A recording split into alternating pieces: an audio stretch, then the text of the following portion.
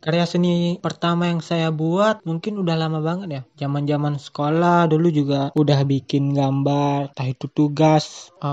Kadang juga ikut lomba antar sekolah gitu. Tapi itu udah lama banget, udah lupa gitu. Kalau gambar pertama yang kemudian dipublish di media sosial itu saya ingat tahun 2010-an di mana lagi trennya artwork untuk band. Biasanya band emo atau band post hardcore gitu. Mereka tiap ngeluarin lagu itu pasti mereka bikin artworknya. Nah, saat itu saya coba bikin gambar yang lagi tren saat itu dan kemudian dipublish di Facebook zaman itu.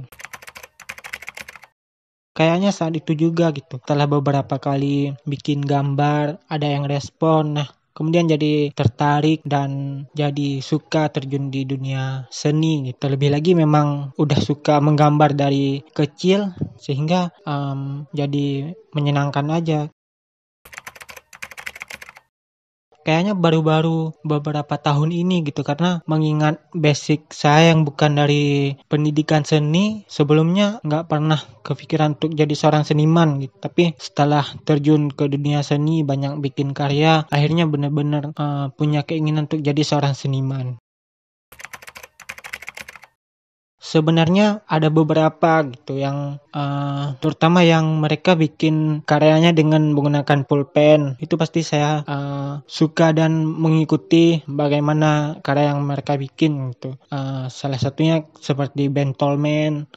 Kalau di Indonesia itu ada Rega Ayundia. Pokoknya banyak seniman-seniman yang mereka menggunakan media pulpen, itu pasti jadi role model bagi saya. Art style yang pertama kali saya pelajari ya seperti yang saya bilang tadi, yang art style yang pop gitu, yang identik dengan band-band emo pada zaman itu, pada era 2010-an. Kemudian art style yang akhirnya menjadi ciri khas atau pesona bagi saya itu yang pattern surrealis gitu, yang identik dengan bunga-bunga tapi dengan line yang halus dengan menggunakan pulpen dan monokrom. Kepekaan dalam dunia seni bisa berupa bakat tapi juga bisa dilatih. Cuman biasanya perbedaannya yang berasal dari bakat, dia bisa mengeksplor lebih jauh apa yang dia inginkan karena dia punya bakat di sana, sedangkan yang mempelajari biasanya kepekaan seninya itu terbatas.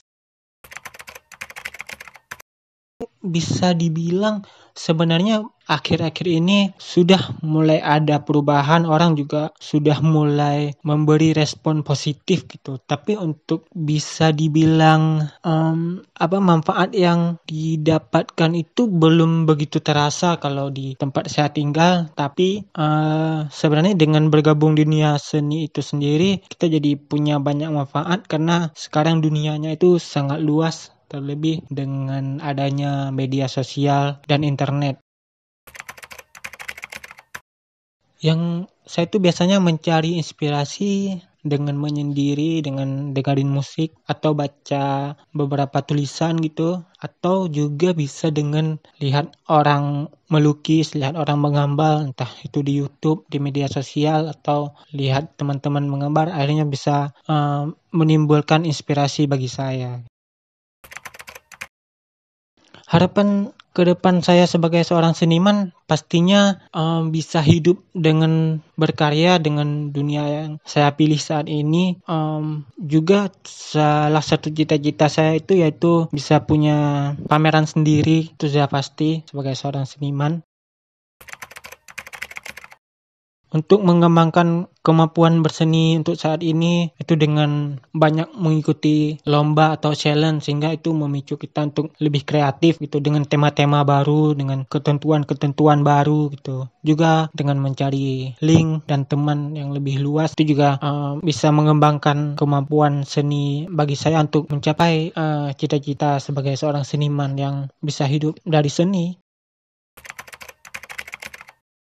Menurut saya untuk seorang seniman, terlebih seniman yang menggunakan metode tradisional seperti saya, itu pameran itu sangat penting untuk menunjukkan atau untuk menampilkan karya saya, ke dunia gitu, sehingga banyak orang bisa tahu, minimal dia tahu dengan keberadaan saya gitu. Karena seniman tradisional mungkin keterbatasan, jika digital mungkin mereka bisa lebih hidup di dunia digital, sedangkan untuk seniman tradisional itu mereka hidup dari galeri gitu, menurut pandangan saya saat ini. Pernah, justru itu adalah impian saya selama ini, bisa punya pameran sendiri suatu hari nanti, entah berapa tahun ke depan atau bahkan ketika tua nanti. Yang pasti itu masih menjadi sebuah cita-cita yang saat ini belum terwujud. Saya mengenal Two Medicine Gallery kalau nggak salah dari teman yang waktu itu membagikan info lomba. Yang saat itu juga saya ikut dan menang juara 2 Two Medicine Shirt Sumatera. Dan mulai saat itu saya terus ngikutin Two Medicine sampai sekarang. Tentunya Two Medicine punya peran yang sangat besar bagi saya, karena itu pertama kali saya bisa memenangkan lomba dengan art style yang saya pilih saat ini, dan itu berdampak besar bagi saya dalam berseni, terutama bisa bikin saya lebih semangat dan terus berkarya sampai sekarang.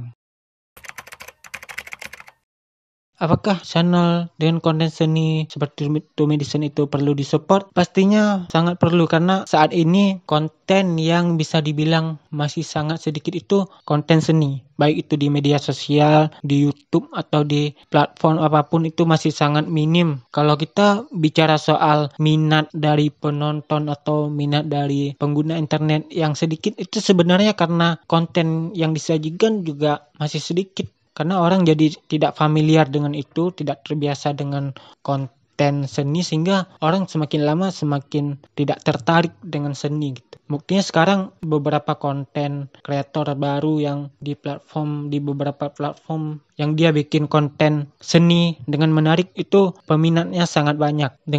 Dari sini kita bisa mengambil kesimpulan bahwa konten seni itu jika dibikin semenarik mungkin juga akan banyak orang yang tertarik dengan hal itu.